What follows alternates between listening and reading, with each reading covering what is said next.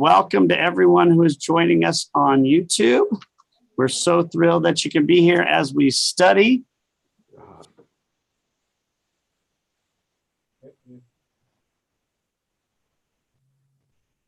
Where did the rabbi go?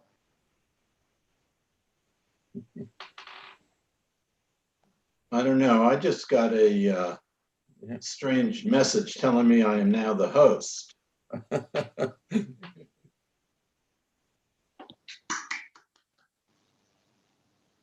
Okay, and now the rabbi's the host again.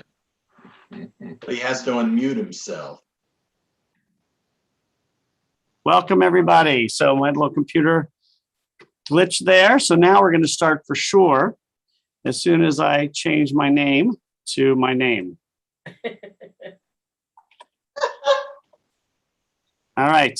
So we're studying Harold Kushner, again, prominent rabbi, conservative movements, born around, I think, 1935. He's still living today. He's written a lot of wonderful books, including To Life, and of course, his very famous one, When Good Things Happen, Bad Things Happen to Good People. And we're going to talk a little bit about his theology, which I think is very much in line with many of ours. In fact, for me, he's probably the closest one. But again, that's probably because I'm a product of an age in which I was born and raised and became an adult after his books had already come out. So it made it a little bit more easy. We did study him in rabbinical school. It's a very, what's the word I'm looking for? It's a theology that is very hands-on. It's very understandable. He makes things much easier for us to work with than some of the others. Some would say it's a little simplistic compared to some of the others, but it's just a beautiful way of looking at the world. And I think his, in many ways, is the most applicable to most people in terms of understanding God, relationship. And he also loves to answer questions where sometimes other philosophers kind of just keep you going. He's really more direct in most things. So let's go a little bit of his biography, which of course is in the book. If you haven't got the book, let me know. We have extra copies. He was the rabbi at Temple Israel in Massachusetts, Natick, Massachusetts, for quite a long time. He went to JTS, which is the conservative movements. He taught at Clark University. He's won a lot of awards and gotten a lot of kudos from a lot of different places, taught at JTS for a while as well. And he has a kind of a combination of some of the others, such as Philo and Maimonides, a little bit of maybe the rabbinic belief in there, a little bit of mysticism, but not that much, and very close in many ways to Mordecai Kaplan. He's probably closest to Kaplan, kind of like a Kaplan Maimonides, combination there. So if you read it, it's an easy read through the book. Basically, first of all, and very simply, has 3 chapters in here. One is he does not believe God is an entity like we think. Some people think like an actual being. God is not an old man. God is not a supernova. God is not a thing. And that's the very first thing in his chapter. And this is the hardest one for us to understand, but he explains it really well, or at least the author, who is Rifat Sonsino, and just him, he did, explain it very, very obviously in a ways that we can understand. So from the very beginning, Kushner teaches us what we already know, that God is not a thing, and he goes to the very beginning of our history to the time of Moses, where one of the very first of the 10 commandments is, thou shalt not make an image before me. And he takes that to mean that God does not have an image for us to understand. So that is an easy thing for us to follow. So I think many of us believe this, that God is not some sort of entity that is flying around or has some sort of form. In many ways, he believes God is formless, but also in a plane we can't understand. He also not only describes God as indescribable, very similar to Maimonides, but also believes that we have to continue using the language we use to describe God. And this is something I believe wholeheartedly as well. He's not the first to come up with this. We ascribe language to God in terms of human capabilities. God speaks, God hears, God walks, God talks, God sees, God does. These are all human qualities. And we place these on God, even though there is no way we believe that God hears in the same way we hear, or sees in the same way we see, or walks, or talks, or flies. None of these things are done. God does not have the same brain as us, with brain cells and arms that are controlled by the brain and intellect that is made up of these brain cells. And if something happens up here, the intellect actually disappears or fades as we die, possibly.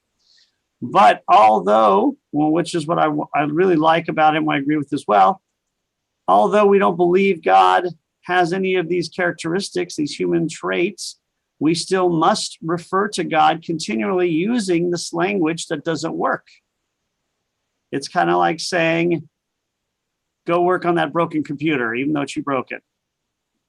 It seems almost like irony that we're telling us to do something when we know it doesn't work. Well, what he answers is what we already know.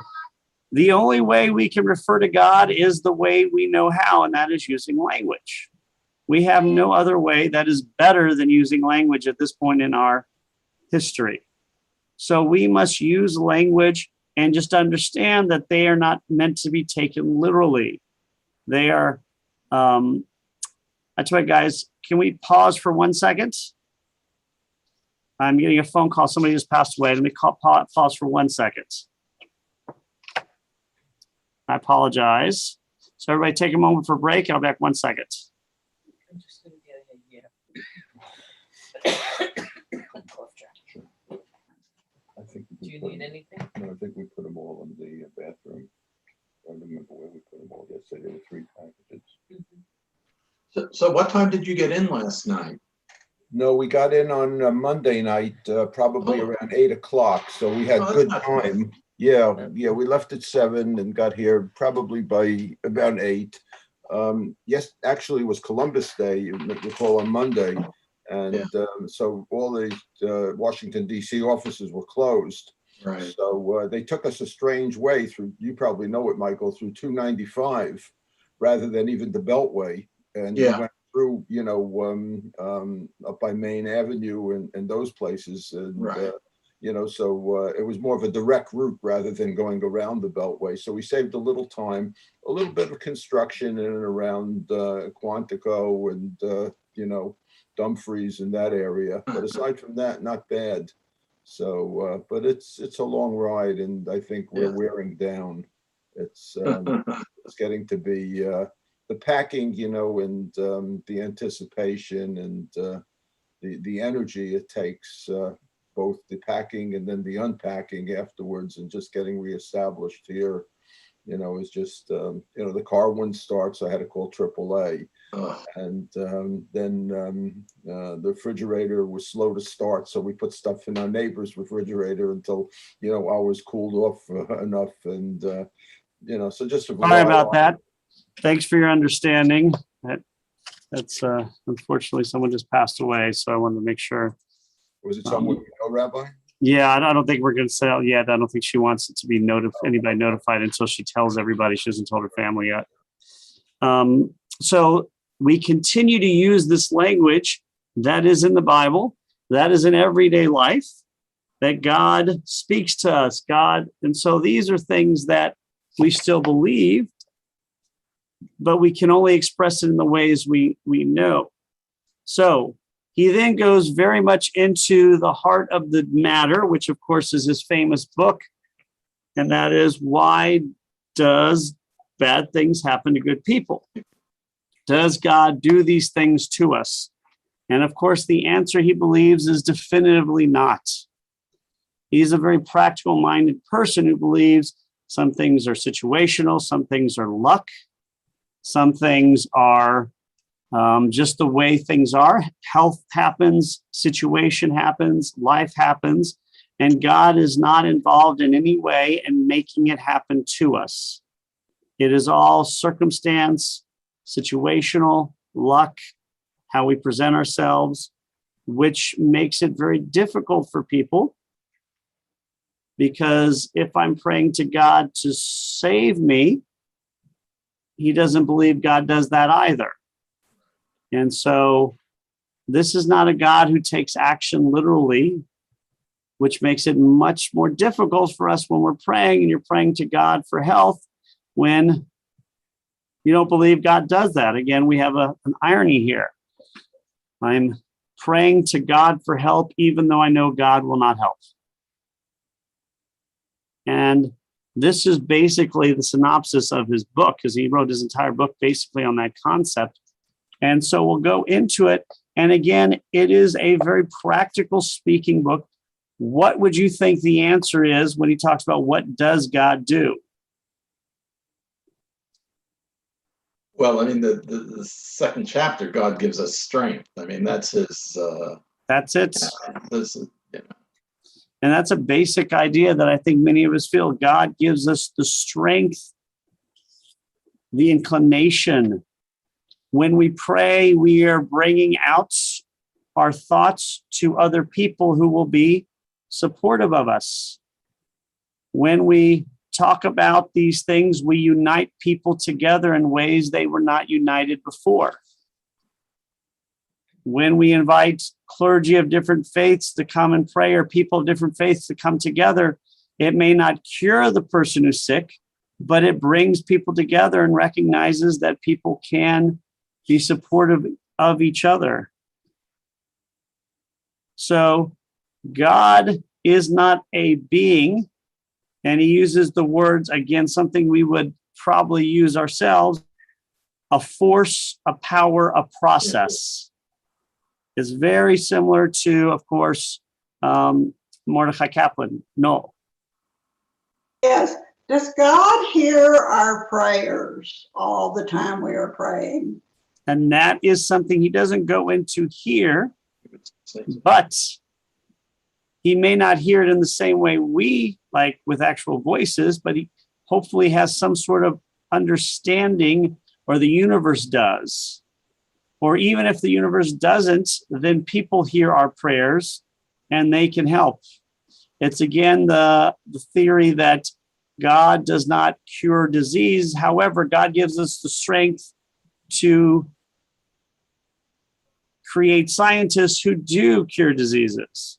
So it's a very laid back, more of a community connector, a la Mordecai Kaplan, than anything else. And this, a lot of the people,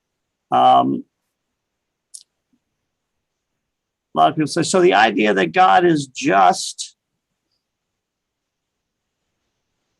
is not untrue. And how do we know that God is not this is not untrue?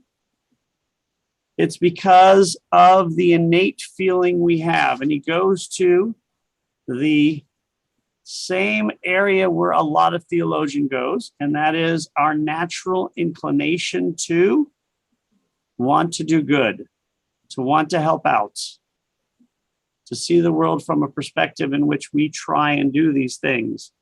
This is what he is talking about, that I agree with already, and a lot of people say it.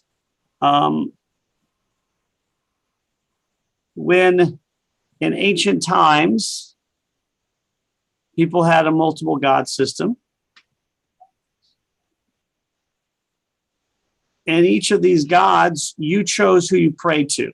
And you'd pray to a god and you'd sacrifice that fed the god, and the god would do something for you. And it was a tit for tat type of process. Then we come around with this new concept of one God. Now, the concept of one God in itself is not a change, because the one God could be fickle, adulterous. The one God could be a murderer, could be someone who steals or is hateful.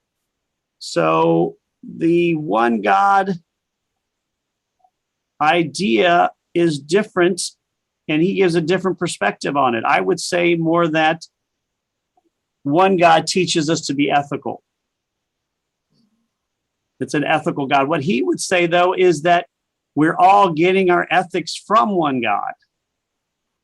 That if we have multiple God system, that our ethics will come from our God, but Michael's ethics will come from another God, and Noel's will come from another God, and Larry and Jane will have my God, but Flossie and Jeff will have another God. So all our ethical ideas come from different places.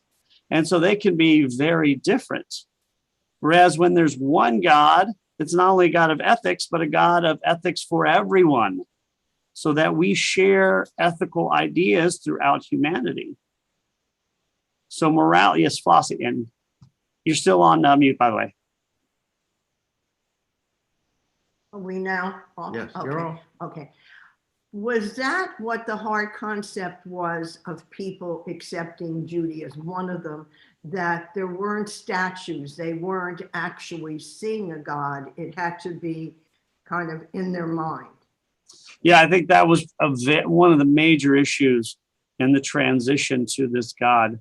And we see that takes a very long time because of depictions we find in Israel as well.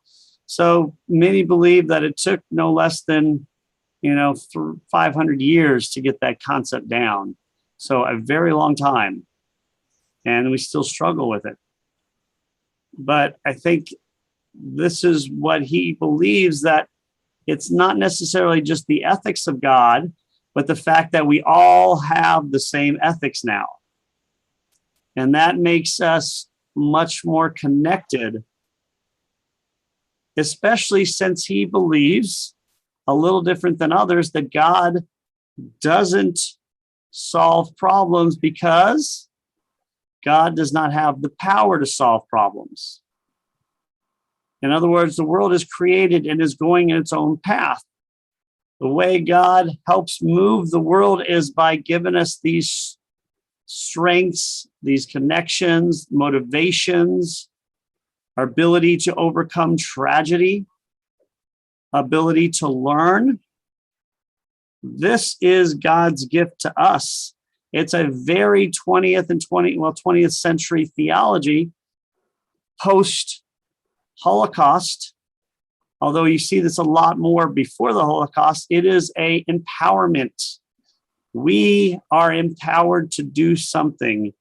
This is a difficult theology to have, when you're in the Pale Settlement in the 15th or 16th or 17th century and you don't have power, or when you're being persecuted or living in times of strife. This is an empowered post-World War II. We've seen the horrors of the Holocaust. We have to explain what happened. And according to his theology, what happened in the Holocaust? Was it God who did it? No, God does not have the power to stop it, though, or do it.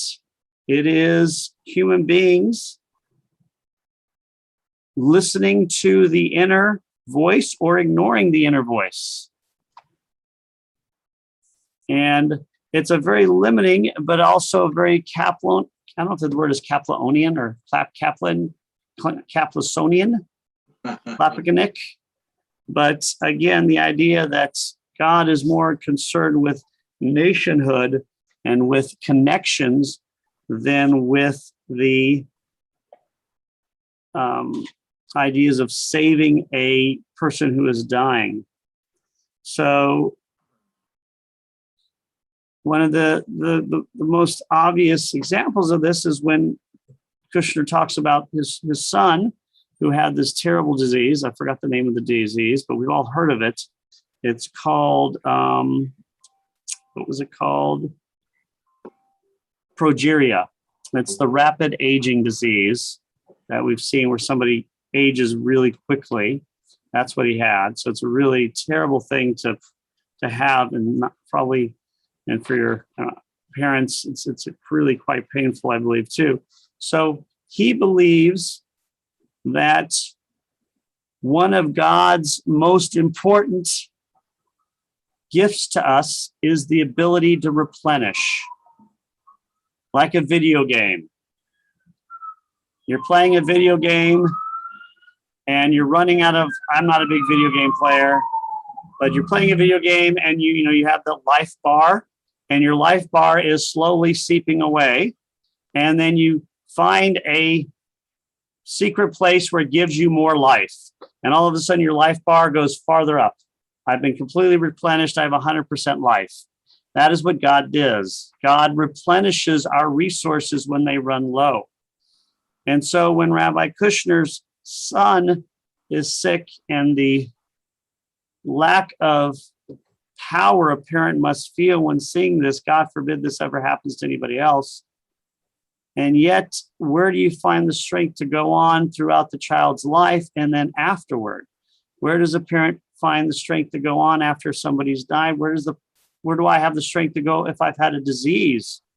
Or where do the strength that I have a disease that I know is incurable? And so the strength comes from God, who gives it to us. Part of it is the community. The part of it is the ability to have community and friends to be with us. Where does someone find the strength in a hospital if they're very sick? Michael.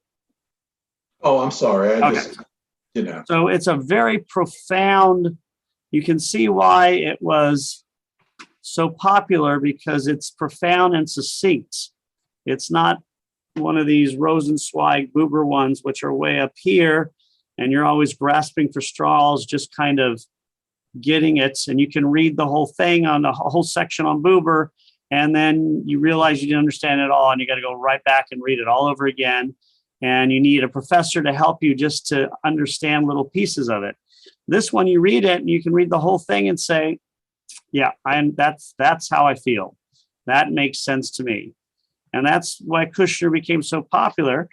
So he's considered, again, kind of the every person's theologian or philosopher. It works for us where we can read his one book and understand it and not need to read every single page 7 times.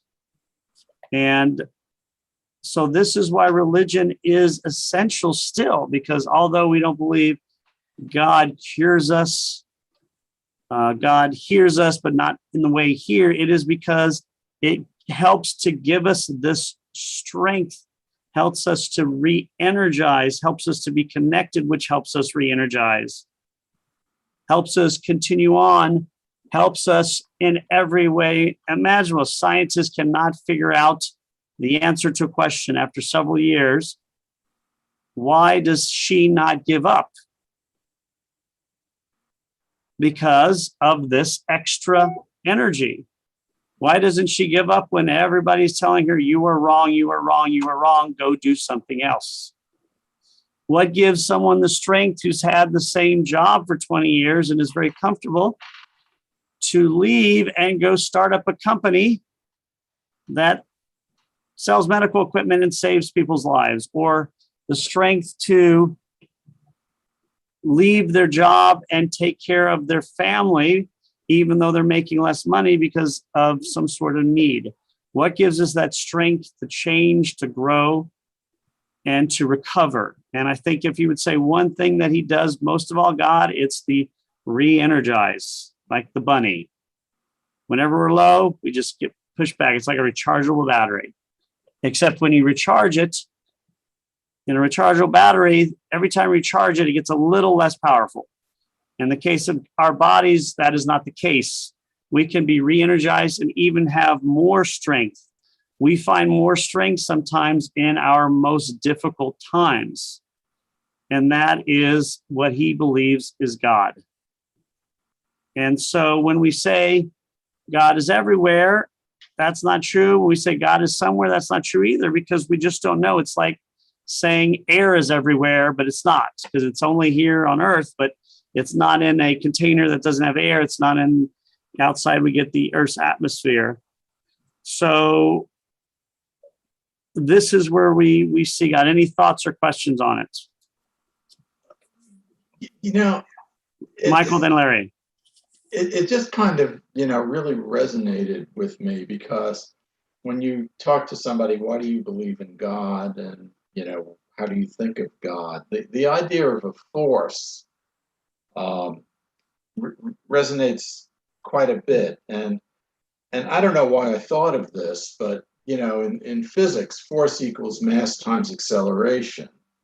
And if God is a force and you can't explain it and you can't understand it, you don't know the mass, you don't know the movement. To me, it just seemed like a perfect metaphor for, for something that you can't get your hands around. But yet you believe that there's a force, an entity, a thing, a concept. I don't know what it is that kind of guides you in some way, or doesn't guide you, but it's there. So anyway, that's my piece. And I want everyone to know right off the bat that I did not pay him to refer to God as the force. And that was completely coincidental. Larry. Yeah, there's a very, very fine 1 hour video of Rabbi Kushner talking. It's a meeting in Charlotte, North Carolina, where he goes into pretty much the whole philosophy of the book. And I think we all should see that one together, and hopefully That sounds like a great idea. we should all, I have a DVD of it, but I think we can get it also online. But in general, the gist of what he seems to be saying is that when his son died, people come to him and you generally don't know what to say.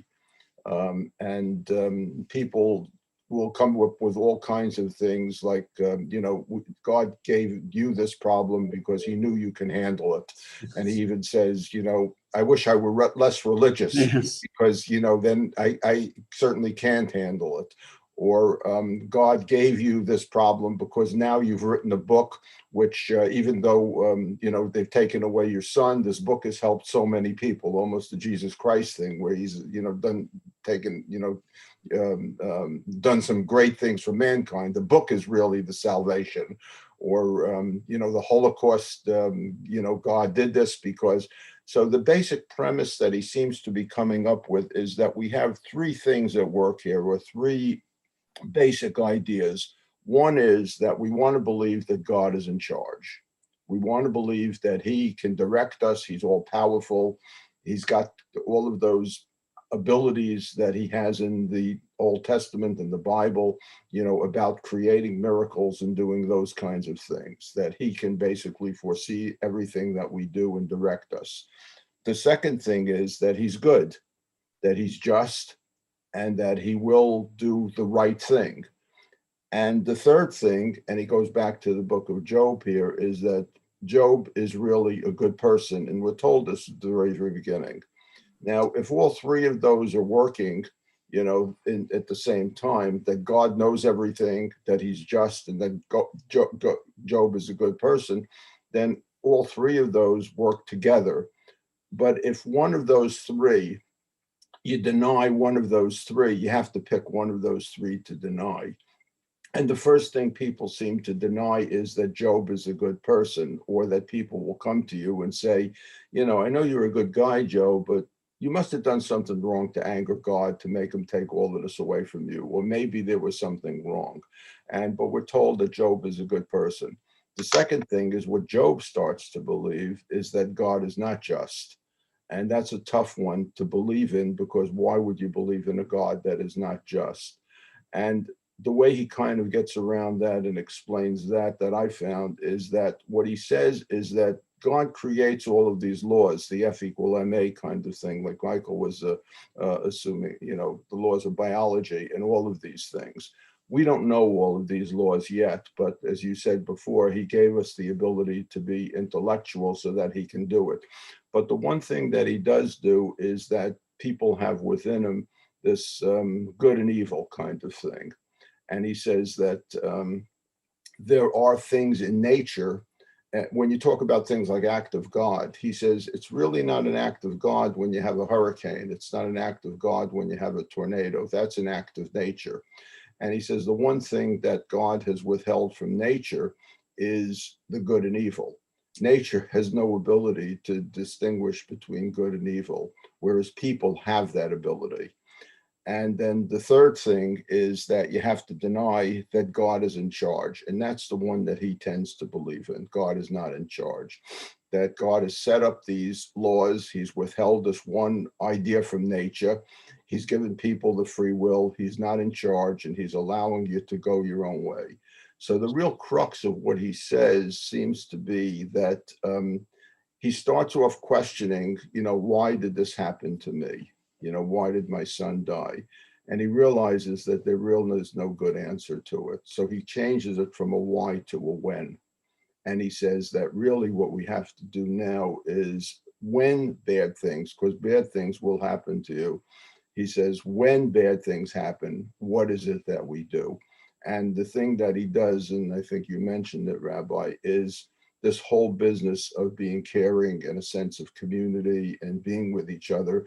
You can't go in and look for theological answers. You can't explain why God is doing this. So in other words, all you can do is be a friend, be a listener, be somebody to, sympathize with, and, a shoulder to cry on and things like that. And that is the solution. You've got to be there for other people when bad things happen.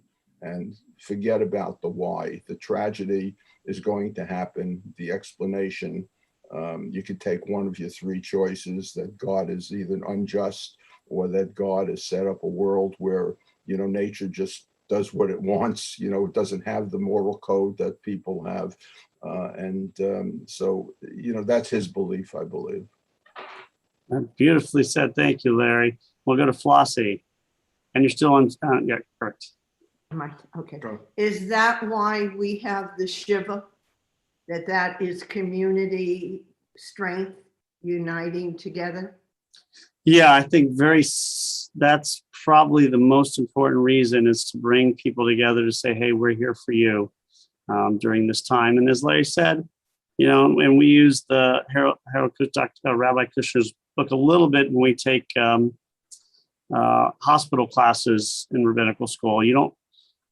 You're visiting somebody in the hospital and they say, I'm praying for God to save me or cure me.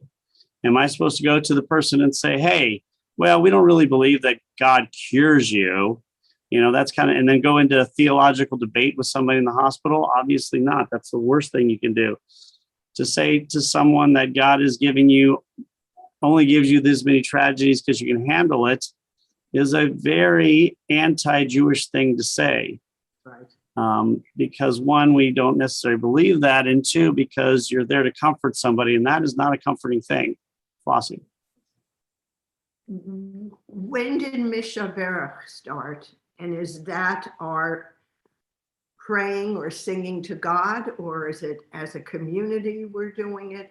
We're doing it as a community. Again, that's why Jews traditionally have services in groups, or events or in groups, to say prayers. It's to show comfort for people there to help you in times of need. And that's why we're such a communal people. So he believes one of the reasons we do these things is for this communal support system to be there for you. And it's also for help.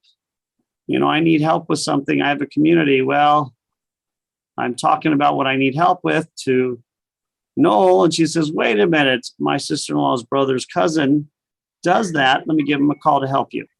So it's this community that helps us both spiritually, but also practically.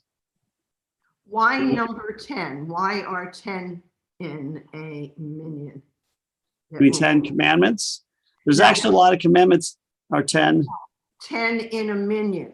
Why the why 10? Well, again, 10 is just one of those numbers. It could have been any number with enough people to really create mass.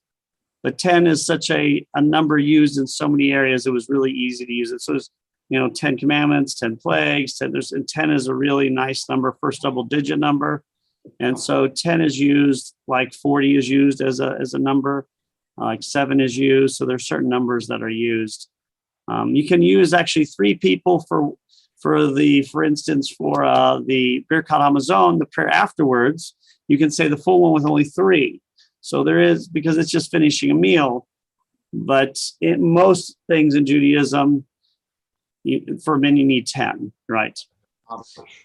And it's a really interesting thing. I think also one of the things I like how it's written so succinctly when we talk about metaphors or scientific inaccuracies. And he gives a great example.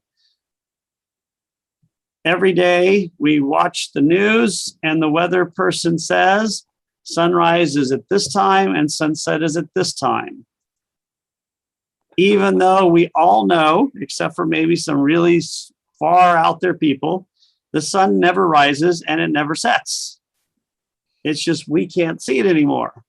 So this is a very our perspective, but it doesn't make scientific sense. What you should say is, we will not see the sun now for so many hours, or say goodbye to the moon because the earth is rotating in a way that we won't see the moon. That is what you should be saying. You shouldn't say sunrise, sunset, because that's not true. But we all know this, and we all understand that. No. Yes. What happens in Rabbi Kushner's scenario if you go to be with a person or people and try to help them and understand them, and they're totally turn you down? I mean, they just don't want you in their life. That's a personal experience, and it's very devastating. And I, have tried, and it just doesn't work. Well, that's a good question, because he's very, very big on free will. And if you automatically had to feel comforted, then it wouldn't be free will. If everything was automatic, then we're something very different than human beings. So when it comes to that extra spark or that re-energization, creating a new word here, then it's not a guarantee. Some people can be re-energized and some people can't. And it may be some people can, everybody can maybe in some ways, but not in others. Sometimes your body just fails. You're sick and you don't have sometimes too much is too much and you just cannot put out sometimes you can't be comforted because this is not 100% for anything. But hopefully a lot of the times you can. And it's another thing, it's the free will to repair yourself. If you eat well and stay in good shape, then you may have more physical strength, which helps with your spiritual strength. If you are connected to your community before things happen, you probably have a better chance of being uplifted by your community. So it is not just happens in the blue. So free will is essential, because without it, then nothing matters really, because it's just going to happen. Larry.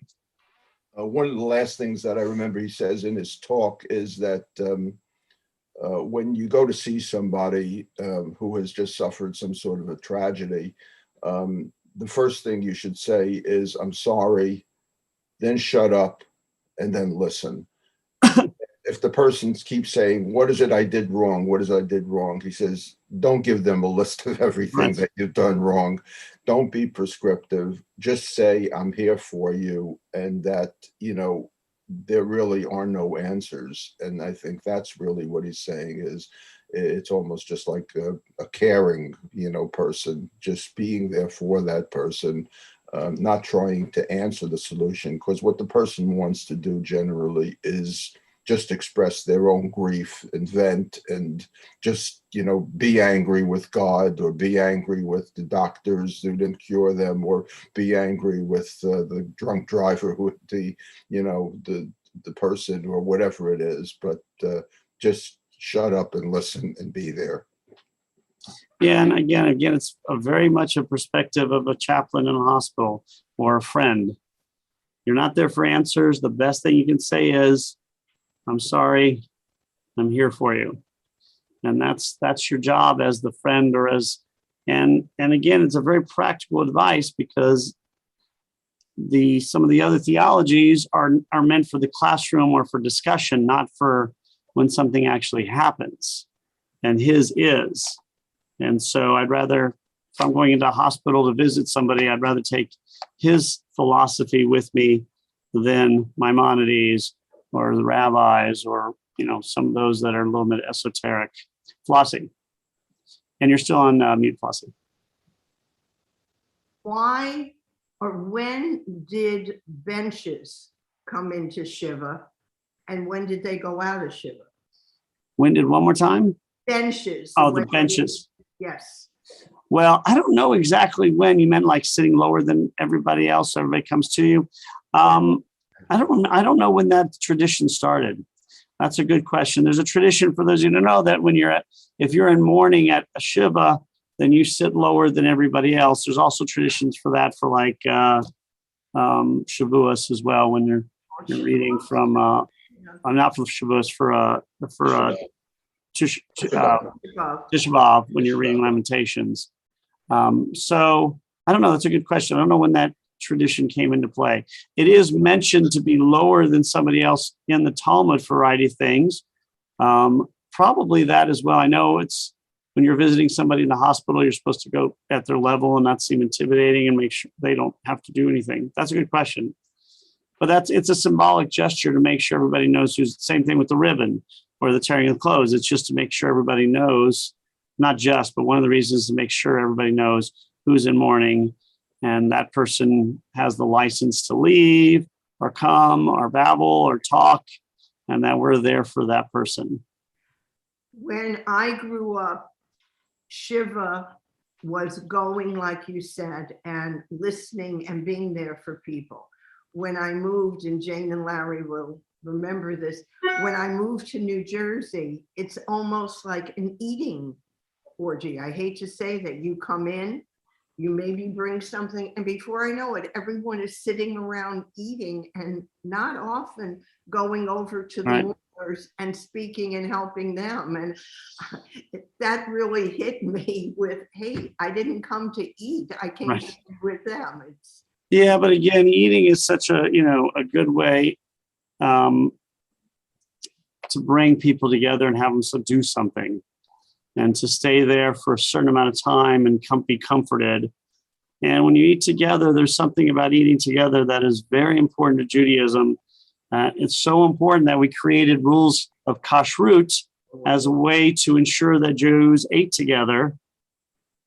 And so, but you're right, it does feel weird. Yeah. It's hard going to a morning and then you're having a bagel and schmear. It seems. And the mourners didn't come over, at least when I went. They were there and other people were just all sitting around eating. And that's still the way it is. Obviously, COVID has changed that. But before COVID, that's what people still, did. Yeah. Any other thoughts before we conclude? Larry?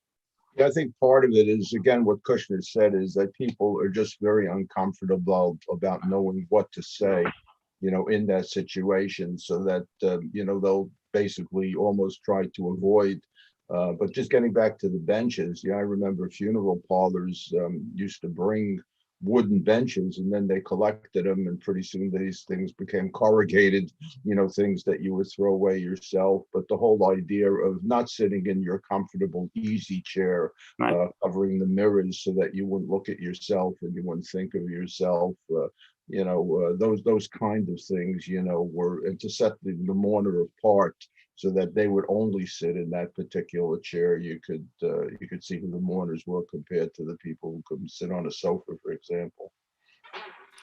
Yeah, and again, he is probably the best in terms of practicalities, and again, very famous. So it's an interesting read and makes it nice to have something that is very accessible. So I'd like to schedule one time, maybe when COVID, maybe in the social hall, and we could all see the movie together. I think that'd be great. If not, we could just probably watch it and have another discussion of this, because it's, I think it would touch a lot of people. I heard him speak, but it was like 30 years ago. And so he was talking about his book to life.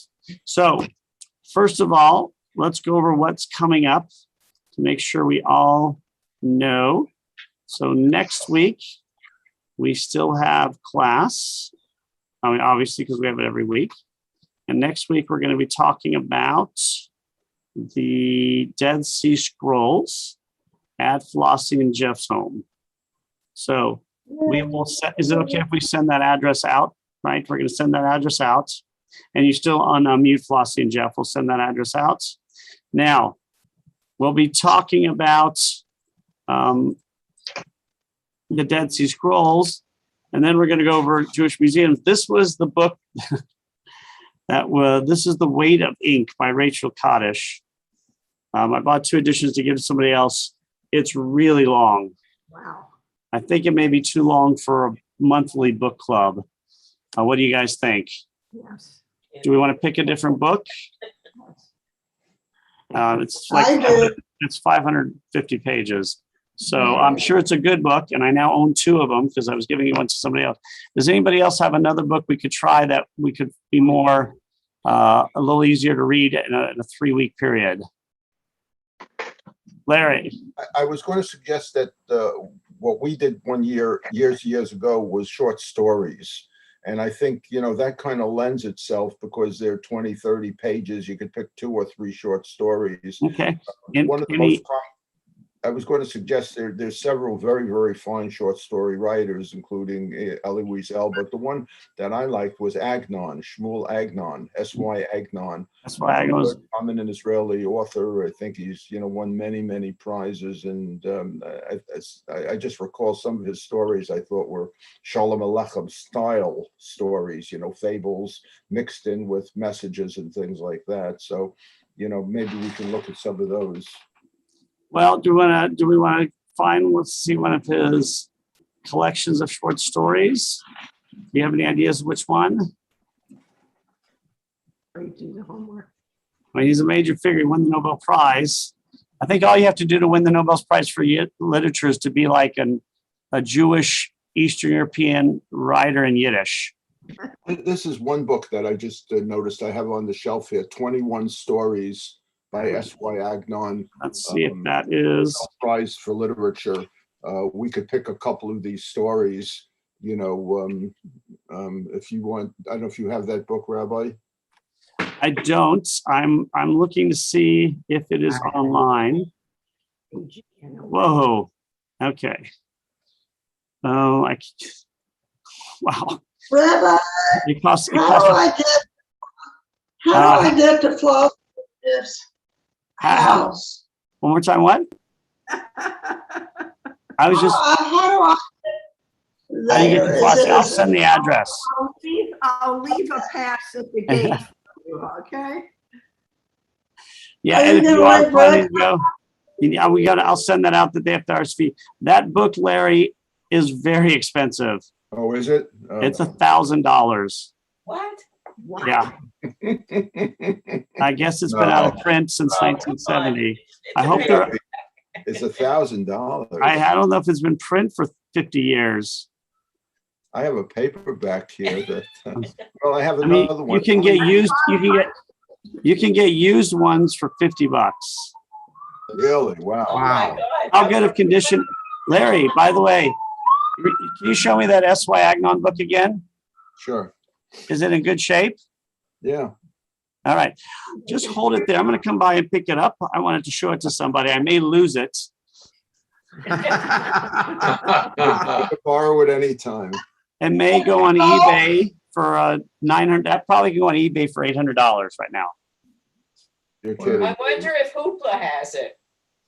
Well, we're not going to make people buy an $800 book or $1,000 book. Rabbi, Uh-huh. maybe Hoopla has it. Larry, Look from the library that's in print. Larry, did you Well, make it's not gonna have it. Okay, there is a paperback version apparently. That is, but they've only got one on. I think we got to pick a different book. They don't have it. They just don't have enough of them. No. They have one paperback from 1977 used for $34.99. All right, so let's. Anybody have any other books? Not that I don't like that. I just want something that's everybody can order online, Amazon, and have it in 3 days. How about this one over here? Elie Wiesel, Sages and Dreamers. Let's see if that's a good one. Let's go. Never read that one. It's probably a $500 book. I mean, there are Shows different how chapters. wealthy you're getting. You're getting wealthy, seeing all the books you have. All right, that one's only $38 on hardcover. Oh my Really? God. They don't have it. They only have one left in stock. Wow. Rabbi, does everybody have hoopla at the libraries? A lot of times they have them, you can borrow it for 10. It's not there, Jane. I just checked Hoopla and Cloud Library. All right, how about we pick a book that is, I just think one that we can, again, easily accessible. That's all I'm looking for. And that's not, well, we could still do this one. It's only 500 pages, 550 pages. That one's available on the internet. Which one? The one you originally The Weight had. of Ink? Yeah, I got it like 5 days from Amazon. Two of them. Larry, could you? Anybody have any other ideas? Well, Other I have another ideas? one here that let justice well up like water. Progressive Jews from Hillel to Helen Sussman by Bennett Maraskin, who happened to be a New Jersey guy. What do you guys think? Is that one we want to read? And each chapter No. is, no? I'd like to read a short story. Yeah, Or these maybe are- a short novel, maybe something from Anita Diamond or something? Or what else have I not read that I'm supposed to read? Larry, could you Yeah. make a few copies of the short story one and we could read that? I'm really not in position right now, with just moving in here. It's just like, I don't have the time to Xerox. We could read a Yeah, Bruce it's- Feiler book, his new book.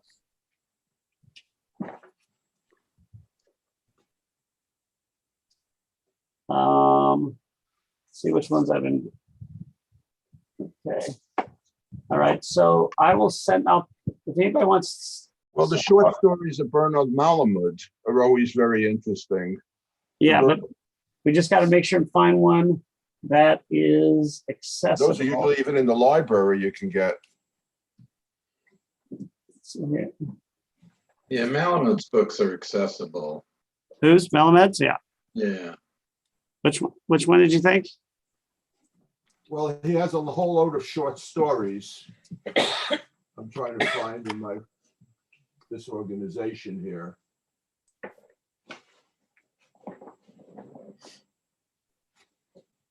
Yeah, he's got to gather the daughters inside the Middle East.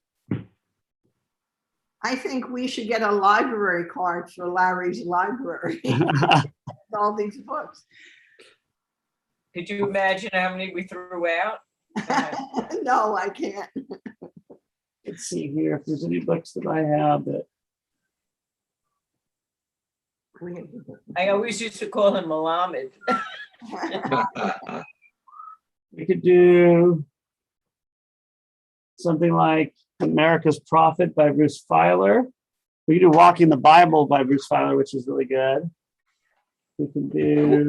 That is very good. Yeah, the Bruce Feiler stuff. The other thing that would be interesting is there are many, many versions of the Shakespeare play. What's the one with Shylock? Not Shylock, with Merchant of Venice. Yeah, that's We could actually read Merchant of Venice. That'd be interesting. Is anybody interested in doing that? I would. I've There's never a couple of read movies out. There's a newer movie. I have not version. read Merchant of Venice. I just read Hamlet for the first time. I think that's a great idea. Merchant of Venice. We could talk about Jewish depictions, and we can bring up things like Dickens, who's obviously, or Ivanhoe. Yeah, Fagin. Yeah, but yeah. I'm What do you trying to think, of Jeff? one, Chaucer, yeah. Let's do Merchant of Venice. We got to have one now. It's a pretty quick read. They have it in the stores. It's written by get all of Shakespeare online. that was the guy's Yeah, name, it's Shakespeare. free. Is Shakespeare the author, right? Yeah. I think Yeah. I heard of him. Yeah, I think so. Yeah, he wrote some plays. He wrote a few plays. And Shakespeare stuff is free. Oh, good. You can get online for free. Perfect. Yeah. All right. So let's do the Merchant of Venice, And mostly then because of the There's- depiction there's of Shylock. Great. versions. So I will send that out and have Jennifer send it out with the new link, hopefully, or the old link that doesn't work. Either way. All right. So we're doing, And so we're gonna do Faith will be in Merchant of Venice at Flossie's house and Jeff's house. And no, I'm sorry. We're doing No. Merchant of Venice. No. And on the 3rd, we're doing Dead Sea Scrolls next week with them. Okay, Rabbi, Flossie. Can Jennifer send out, I've called several people we haven't seen much from our group, and some are coming, but letting them know it's next week and to let us know. Now, we're going to set up outside, correct? Right. How we want it, and we'll put out something to drink and some fruit. I know some Okay. people don't want to eat and it's their business, but I'm Jewish. I can't have people over. Not Amen. I think it's perfect. All right, sounds good. So next week, we're doing at Flossie and Jeff's house, the Dead Sea Scrolls. Then we'll do Great Jewish Museums, and then we're going to do the Merchant of Venice, which is great because I've been wanting to read another of Shakespeare's plays. Great. All right, got a plan. And we'll get this out. Hopefully we'll get the right link out. I have a news I'll be bulletin. accepting bids What's on the the news Acron bulletin? book. I'll accept William bids on the Shatner Acron book. completed his flight. Did he? He's already down? Yes. I think Trekkies would be interested. My wife was very excited. She was watching the launch this morning. All you got to do to go to space is be the captain of a starship. He's now the oldest man to ever go to space. Right. Very cool. Did you notice that? And I think he went for free too, because I think he usually costs like 50 to 100 million or something. So, all right, guys. Yeah, Rabbi, I just downloaded the Merchant of Venice Okay, book great. form, so you can get it at different libraries. All right, perfect. All right, that's it. We've done it. We've changed things. All right. I hope nobody's read this other book. Be safe, Okay. everybody. Thanks Thank again for you. your patience. Oh, he's already got it there. Larry's got an extensive library with every single book ever written. Only the English language book. Only the English language. Okay. That was the Library of Constantinople. Amen. Alexandria. The the 4 great libraries: Alexandria, Constantinople, Washington, D.C., and Larry's house Bluffton. in Bluffton. All right, guys, stay safe. Thanks again, and always a Thank you. pleasure. Okay, Bye. see you next Bye, week. guys. Bye.